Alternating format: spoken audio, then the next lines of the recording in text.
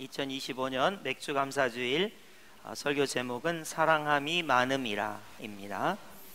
오늘 본문에 등장하는 사람은 세 사람이 등장하는데요, 한 사람은 한 바리새인이고 또 한 사람은 그 동네에서 죄를 지은 한 여자가 등장하고 또 한 분은 예수님이십니다. 여러분, 바리새인 그러니까 조금 거리가 멀죠. 그래서 예수님 당시에 사회 종교 지도층이 누가 있었는지 잠깐 살펴보고 말씀을 나누도록 하겠습니다. 우선 오늘 바리새인이 나오는데 바리새파가 있습니다. 바리새파는 율법을 엄격하게 지키는 사람들이 바리새파입니다. 율법 중심으로 신앙생활을 하죠. 이 사람들은 부활도 있고 천사도 있고 사후세계가 있다는 것을 믿습니다.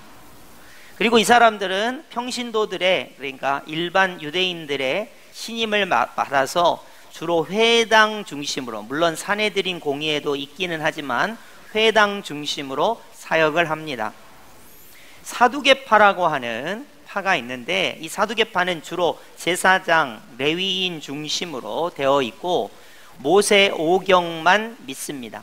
그러니까 창세기, 출애굽기, 레위기, 민수기, 신명기만 믿어요. 그리고 부활이나 천사나 사후세계는 믿지 않습니다. 그러면서 이들이 추구하는 것은 현세에서 하나님의 복을 누리는 것을 추구해요. 그러다 보니까 이 사람들은 사내들인 공의회, 오늘날의 국회와 같은 유대의 사내들인 공의회에서 주로 활동을 합니다. 여러분이 이제 아마 성경에 찾아봐도 절대 나오지 않는 에세네파라는 이런 파가 하나 있어요. 에세네파는 세례 요한 같은 사람들을 에세네파라고 합니다. 그러니까 세상과 단절하고 세속에 물들지 않기 위해서 광야 같은 곳에서 경건한 삶에 힘쓰는 사람 같은 사람들을 에세네파라고 합니다. 성경에는 나오지 않고요, 이거는 이제 뭐라 그럴까, 신학 같은 그런 신학자들이 연구한 바에 의하면 세례 요한 같은 사람을 에세네파라고 합니다. 그러니까 바리새파는 대중적이고 사두개파는 소수의 권력을 가지고 있고 에세네파는 더 극소수의, 말하자면 경건주의를 추구하는 사람들이 에세네파예요. 마지막 네 번째 열심당이 있는데 이거는 사회의 상을 반영하는 거예요. 로마가 유다를 점령하고 있기 때문에 이것으로부터 벗어나야 되잖아요. 그래서 독립운동을 추구하는 사람들입니다. 이 사람들은 단검 같은 것을 품에 품고 다니다가 언제든지 단검을 뽑아들고 이스라엘의 독립을 추구하는, 그래서 무력 투쟁을 하기도 하고, 그래서 독립을 추구하고, 이 사람들은 한마디로 말해서 민족주의 활동을 하는 사람들이 열심당이라고 말할 수 있겠습니다. 이제 왜 이렇게 바리새파나 사두개파나 에세네파나 열심당을 살펴보냐면, 이제 바리새파인 이 사람이, 바리새인인 이 사람이 얼마나 사회에 명망 있는 인물인가를 설명해 주고자 하기 때문입니다. 자, 오늘 본문 36절로 가시면 한 바리새인이, 이 바리새인은 그래도 그 동네의 유지급이고, 그리고 어떻게 보면 일반 사람들의 선망이 되는, 존경을 받는 사회 지도층인 이 한 바리새인이 예수님을 초청을 해서 식사를 하게 됩니다. 사실 그때 예수님을 초청해서 식사를 같이 한다는 것은 대단히 즐거운 일이고 기쁜 일이고 감사한 일입니다. 왜냐하면 예수님께서 식사를 같이 해주실 만한 그런 시간이나 여건이 충분하지 않았기 때문에, 그래도 이 한 바리새인, 나중에 시몬이라고 이름이 나옵니다마는 이 바리새인이 예수님을 초청해서 식사를 같이 하게 됩니다. 이것으로 끝났으면 별일이 없었을 텐데 그 동네에서 죄를 지은 여인이라고 알려진 여인, 여러분 사실 어떤 동네에서 어떤 여자가 있는데 이 사람이 무슨 죄를 저질렀는지 알려지기가 쉽지 않거든요. 사실 여러분이 아파트 사시지만 옆집이 무슨 일 하시는지, 물론 친한 분들도 있겠지만 잘 모르시는 분들이 많을 거예요. 이웃이 무슨 일을 하는지. 근데 지금 이 여인은 그 동네에서 어떤 죄를 저질렀는지 알려진 이 죄가 있는 이 여인이 예수님께 접근을 하더니 갑자기 울음을 터뜨리더니 눈물로 예수님의 발을 적시더니 자기 머리털로 예수님의 발을 닦더니 향유를 예수님께 부어드리는 이런 일이 있게 되는 겁니다. 그래서 이런 일이 있었기 때문에 지금 오늘 세 분, 예수님, 그리고 한 바리새인, 그리고 한 죄가 있는 여인이 도대체 등장하는데, 우리 예수님께서는 이것을 어떻게 해석하시고 우리한테 설명하시는지 오늘 맥주감사주일에 은혜를 받아보고자 합니다. 맥주감사주일이 되면 늘 설교하는 입장에서 고민이 돼요. 여러분, 감사를 쥐어짜야 하는 느낌이 없지 않아 있습니다. 감사를 쥐어짜야 돼요. 어떻게 해서든 이 설교를 듣고 여러분이 나 감사할 게 있구나, 이렇게 돼야 된다는 거죠. 그래서 맥주감사주일에 여러분 감사를 쥐어짜려고 보니까 조건을 찾게 돼 있습니다. 여러분 한번 조건을 찾아보겠습니다. 예를 한번 들어볼 테니까 감사할 조건이 있는지 한번 살펴보세요. 자, 우크라이나라고 하는 나라가 있어요. 이 우크라이나는 기독교 국가입니다. 전 국민이 다 기독교예요. 근데 이 우크라이나에 큰 일이 일어났는데 3년 전에 러시아가 우크라이나를 침공을 했죠. 3년 동안 전쟁이 계속됩니다. 전사자가 수십만이에요. 수십만. 우리의 아들들이 전쟁에 나가서 죽었어요. 그리고 지금도 총알이 빗발치고 있고요. 그리고 땅을 빼앗겼습니다. 그런데 억울한 건 우크라이나인데 큰 소리 치는 건 러시아예요. 러시아가 큰 소리를 칩니다. 그리고 도와줬던 미국도 협정을 맺어라, 휴전을 해라, 그리고 우리가 전쟁에 이렇게 도와줬으니까 나중에 돈을 어떻게 갚을 건지 설명해라, 이러면서 압박을 하고 있습니다.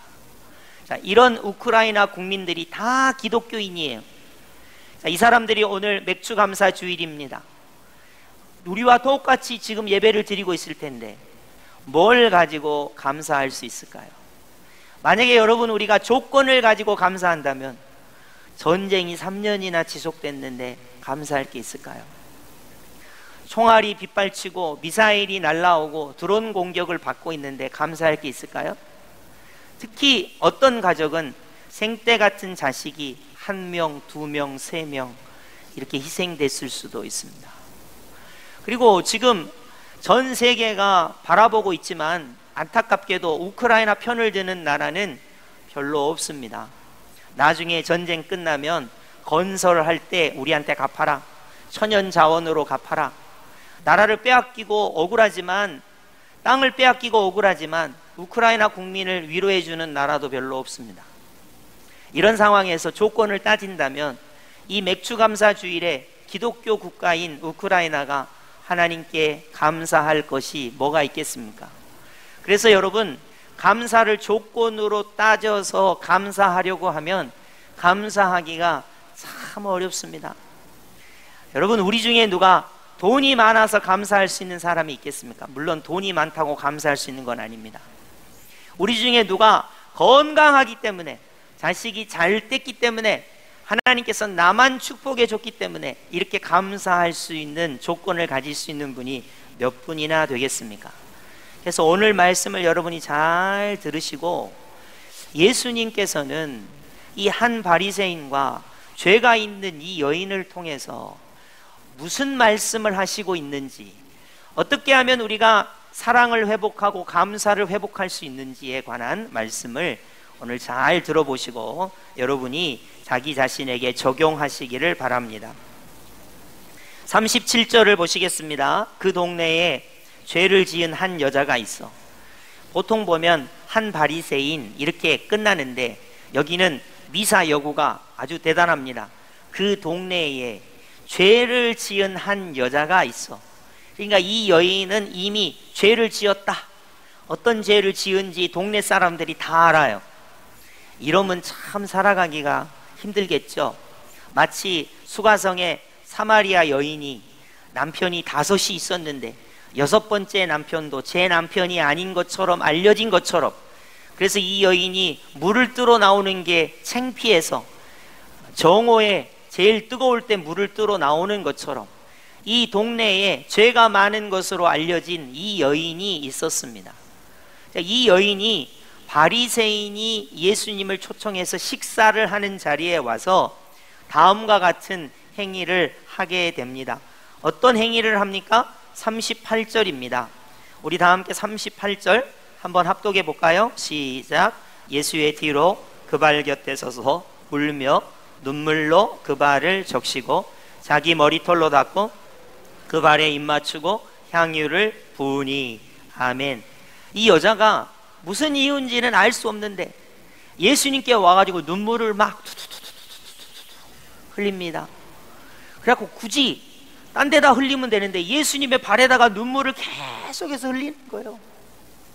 그리고는 자기 머리털로 예수님의 발을 닦습니다. 이거 당하는 예수님 입장에서는 진짜 황당하실 것 같아요. 거기다 예수님의 발에다가 입을 맞추고 자기가 가지고 온 기름을 예수님의 발에 붓습니다. 여러분, 식사를 하고 있는데 이렇게 하는 경우는 없어요. 아니면 물을 떠다 드린다든지 뭐 닦으실 수 있도록 수건을 가져다 드린다든지 이렇게 하는 게 식사 예법이지, 갑자기 예수님 발에다가 눈물을 쏟지를 않나, 예수님의 발에 입을 맞추지를 않나, 그녀의 머리카락으로 예수님의 발을 닦지를 않나, 향유를 예수님의 발에 붓지를 않나, 이런 경우는 도무지 없는 겁니다. 그러니까 이 시몬이라는 이 한 바리새인이 속으로 이렇게 생각을 한 거예요. 39절입니다. 예수를 청한 바리새인이 그것을 보고 마음에 이르되 이 사람이 만일 선지자라면, 예수님이 선지자라면 이 여자가 누군지 알았을 텐데 죄가 많은 이 여자가 자기를 만지는 것을 만지지 못하게 했을 텐데, 이렇게 비판하고 비난하고 정죄하는 가운데 있었습니다. 상황은 여러분 이해가 되시죠?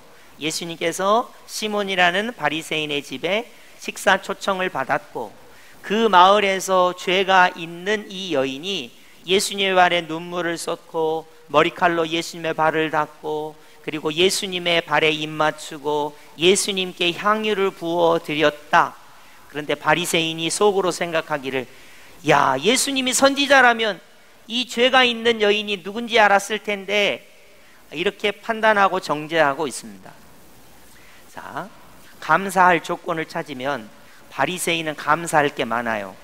자기는 바리새인이죠. 그 다음에 유대인들의 존경을 받지요. 그 동네의 유지죠. 예수님을 초청해서 잔치를 베풀 만큼 재력이 있는 사람이에요. 그런데 이 바리새인에게는 감사라는 단어를 찾아볼 수가 없고, 이 죄가 있는 이 여인은 무슨 이유인지는 알 수 없으나 예수님께 눈물을 쏟고 발을 닦아드리고 향유를 이렇게 부어드리고 있습니다. 이것을 예수님께서 다음과 같이 변환시키세요. 변환. 죄가 있는 이 여인이 한 행동을 다음과 같이 변환시키고 있습니다. 여러분, 이 변환이라는 단어를 여러분이 기억하시고 예수님이 어떻게 바꾸시는지 한번 보시겠습니다. 41절 42절입니다. 이르시되 빚주는 사람에게 빚진 자가 둘이 있어. 자, 어떤 사람들이 형편이 어려워서 빚을 졌습니다. 두 명이. 하나는 500데나리온을 졌고 하나는 50데나리온을 졌는데, 여러분 이 데나리온을 모르니까 돈의 값어치가 이제 안 오죠. 한 데나리온이 유대인들 하루 품삯입니다. 한 데나리온이 유대인들 하루 품삯. 그냥 계산하기 쉽게 10만 원이라고 합시다. 500데나리온이면 5천만 원, 50데나리온이면 500만 원 정도 됩니다. 여러분, 우리가 500만 원이든 5천만 원이든 액수가 뭐 작지 않습니다. 액수가 큰 돈이죠. 근데 5천만 원은 대체적으로 우리가 생각할 때 1년 연봉 이상에 해당되는 돈이고, 500만 원은 대체적으로 한 달 월급에 해당하는 돈이라고 우리가 추정해 봅시다. 이렇게 빚을 졌어요. 그런데 이 빚을 준 사람이 아무런 조건 없이 빚을 탕감을 해준 거예요. 5천만 원의 빚을 탕감해주고 500만 원의 빚을 탕감해 줬습니다. 그리고 예수님이 질문을 하세요. 자, 42절. 둘 중에 누가 5천만 원을 탕감해 준 사람, 500만 원을 탕감해 준 사람 둘이가 이 빚을 탕감해 준 사람을 누가 사랑하겠느냐, 더 사랑하겠느냐, 이렇게 물었어요. 여러분에게 한번 물어볼게요. 여러분이 5천만 원 빚을 졌는데, 혹은 500만 원 빚을 졌는데 5천만 원을 탕감해 준 사람이 더 사랑하겠어요? 500만 원을 탕감해 준 사람을 더 사랑하겠어요? 빚을 준 사람을 누가 더 사랑하겠어요? 여러분 생각에는. 저는 확실합니다. 아무래도 500만 원 탕감해 준 주인보다는 5천만 원 탕감해 준 그 사람이 주인을 훨씬 사랑하겠죠. 왜냐하면 더 큰 사랑을 받았으니까. 이게 예수님께서 전환하시는 거예요. 자, 이 죄가 있는 이 여인이 예수님께 와서 눈물을 흘렸어요. 그리고 이 죄가 있는 여인이 예수님의 발을 머리털로 닦아줍니다. 그리고 이 죄가 있는 여인이 향유를 깨서 예수님께 부어드립니다. 바리새인은 어떻게 했냐면, 예수님이 선지자라면 이 여자가 누군지 알았을 텐데 비난하고 판단하고 정죄하고 있습니다. 사회적인 위치로 보면 바리새인이 훨씬 낫습니다. 사회적인 위치로 보면 죄를 지은 여인은 훨씬 열악합니다. 그런데 예수님 앞에서 하는 것을 보면 예수님께서는 더 용서를 많이 받는 자가 더 사랑한다고 이것을 변환하고 있는 것입니다. 44절, 45절, 46절을 한번 보시겠습니다. 자, 시몬 바리새인은 예수님께 발 씻을 물도 안 줬어요. 그런데 죄가 있는 이 여인은 눈물로 예수님의 발을 적시고 머리털로 예수님의 발을 닦았어요. 자, 시몬 바리새인은 45절 보시면 예수님께 입 맞추지도 않았어요. 그런데 이 죄가 있는 여인은 예수님의 발에 입 맞추기를 그치지를 않았고, 46절을 보면 시몬 바리새인은 예수님의 머리에 감람유도 붓지 않았는데 이 죄가 있는 여인은 향유를 예수님의 발에 부었습니다. 그러면서 예수님께서 전환을 하세요. 자, 47절로 갑니다. 내가 내게 말하노니 그의 많은 죄가 사하여졌도다. 이는 그의 사랑함이 많음이라. 사함을 받는 일이 적은 자는 적게 사랑하느니라. 그랬습니다. 그러니까 이 여자는 죄 용서함을 받고 싶어서 예수님께 나왔고 예수님을 지극히 사랑했어요. 왜냐하면 자기 죄가 너무나 크니까. 그래서 눈물을 흘리고 예수님의 발을 자기 머리털로 닦고 예수님의 발에 향유를 부어드렸어요. 왜냐하면 자기는 죄인이니까 이 죄를 용서받으려면 예수님께 나와서 간구해야 하니까, 죄가 너무 크기 때문에 예수님께 나와서 이런 행위를 한 거예요. 바리새인은 예수님을 사랑하지 않았습니다. 왜냐하면 자기는 죄인이라는 생각도 없었기 때문에 예수님과 식사를 하는 것으로 좋겠고, 그는 자기는 의로운 위치에 있기 때문에 죄인인 여자를 정죄하고 비난하는데 급급했을 뿐입니다. 자, 여러분, 우리는 조건을 가지고 감사와 사랑을 표현하기가 어려워요. 그러면 내가 용서받은 크기, 내가 용서받은 크기를 얼마나 내가 아느냐가 관건이에요. 5천만 원 탕감받은 사람이 더 사랑하는 거예요. 500만 원 탕감받은 사람보다 5천만 원 탕감받은 사람이 더 감사한 거예요. 이게 예수님의 말씀입니다. 우리가 억만가지 죄악 가운데 영원히 죽을 수밖에 없었어요. 이 죄는 어떻게 해서도 씻어지지를 않아요. 예수님께서 나를 사랑하셔서, 나 하나를 사랑하셔서 십자가의 보혈을 흘려주심으로 그 피값으로 내가 죄에서 구원을 받았어요. 예수님이 나를 이렇게 사랑하시고 이렇게 용서해 주셨다는 거예요. 뿐만 아니라 사망 아래 영원히 죽을 수밖에 없는 우리를 예수님이 죽은 지 사흘 만에 부활하셔서 부활이라고 하는 것을 믿는 자에게 선물로 주시고 새 생명을 주셔서 나는 죽고 예수님이 내 안에 살아 계시도록 하는 이 용서와 사랑을 우리 예수님께서 나에게 베풀어 주신 거예요.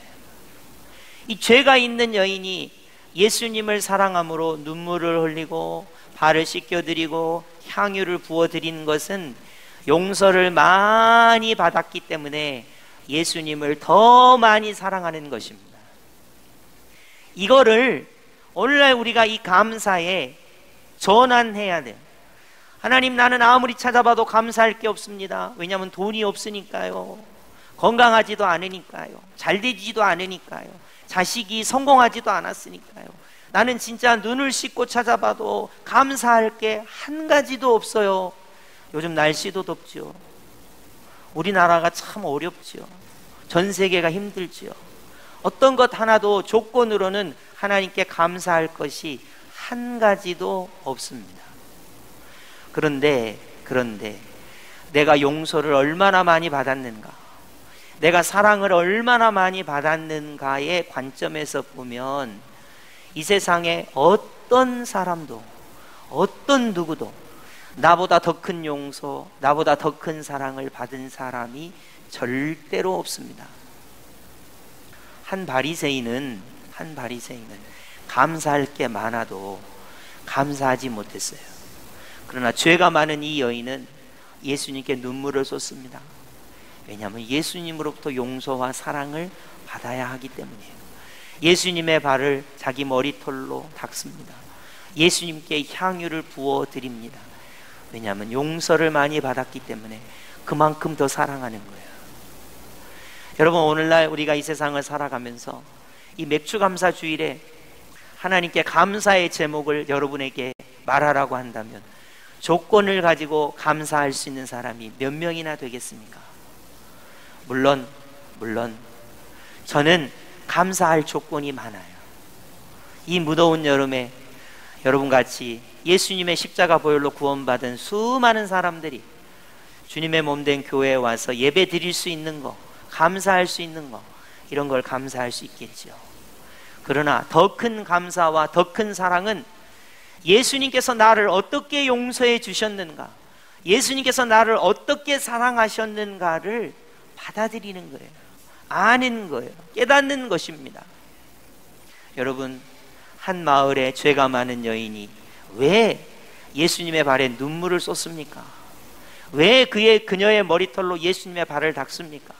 왜 향유를 깨어서 예수님의 발에 부어드립니까? 예수님의 해석은 용서를 많이 받았기 때문에 더 사랑하기 때문이다. 예수님께서 그렇게 해석을 해주고 있는 거예요. 여러분, 우리가 감사를, 사랑을 조건으로 찾지 마시기 바랍니다. 예수님께서 나를 어떻게 용서해 주셨는가, 예수님께서 나를 얼마나 사랑해 주시는가를 통해서 내가 이 큰 용서와 사랑을 받았으므로 내가 이 큰 용서와 사랑에 감격하여 예수님을 사랑합니다. 예수님께 감사합니다. 이것이 진정한 맥주 감사 주일의 감사와 사랑의 표현이 되지 않을까, 그런 생각을 하게 됩니다. 여러분, 감사가 사라지는 이 시대에, 사랑이 희박해지는 이 시대에 죄가 많은 여인을 늘 묵상하시고 생각하십시오. 우리 삼위일체 하나님께, 우리 예수님께 나는 어떻게 감사할 것인가, 어떻게 사랑을 표현할 것인가. 용서를 많이 받은 사람이, 사랑을 많이 받은 사람이 더 큰 사랑을 할 것이다. 우리 예수님께서 하신 이 말씀을 꼭 기억하시고 우리에게 예수님을 사랑하는 마음이, 감사하는 마음이 예수님의 십자가로부터, 예수님의 부활로부터, 우리가 받은 용서로부터, 우리가 받은 그 큰 사랑으로부터 충만히 임하기를 예수님의 이름으로 축복합니다. 아멘.